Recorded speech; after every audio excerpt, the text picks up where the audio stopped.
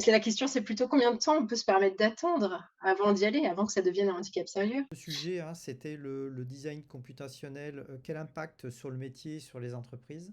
Ouais, bah, bon alors, pour faire une petite conclusion, je vais un peu rebondir sur ce dont tu parlais la dernière fois, enfin, sur la dernière question sur la compétitivité, puisque c'est un peu aussi l'objet, de pourquoi est-ce qu'une entreprise devrait, intégrer, cette compétence, au sein de ses équipes? Ou alors pourquoi est-ce qu'elle devrait passer par un bureau d'études qui est spécialisé là-dedans? Pour moi, une entreprise, elle peut continuer à travailler sans paramétrique, bien sûr, sans automatisation, on peut survivre. Mais l'idée, c'est de se dire qu'on va pas forcément rester compétitif très longtemps. Aujourd'hui, on est face à 4 réalités un petit peu. Il y a les coûts et les délais qui se resserrent.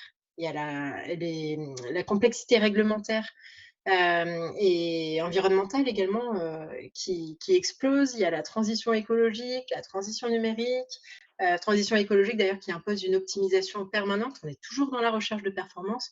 Donc on a tout un tas de contraintes et de complexificités, qui arrivent et un acteur qui va automatiser sa logique métier derrière, il va produire plus vite, il va coûter moins cher, il va faire moins d'erreurs, il va être plus performant, et répondre à plus de scénarios. Donc, c'est aussi l'idée d'élargir sa gamme et trouver de nouveaux clients. Donc, sur des enfin, sur son marché, il va être plus compétitif. Donc, la vraie question, c'est est-ce qu'il faut y aller? Ou est-ce qu'il faut y aller vers le computational design? J'ai envie de répondre, c'est la question, c'est plutôt combien de temps on peut se permettre d'attendre avant d'y aller, avant que ça devienne un handicap sérieux?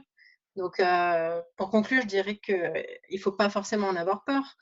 L'idée, c'est pas de se dire: «On va révolutionner tout d'un coup», mais étape par étape, petit à petit, on va commencer par un petit script, un outil, une étude pilote, un projet démonstrateur et c'est comme ça qu'on va devenir vraiment, compétitif.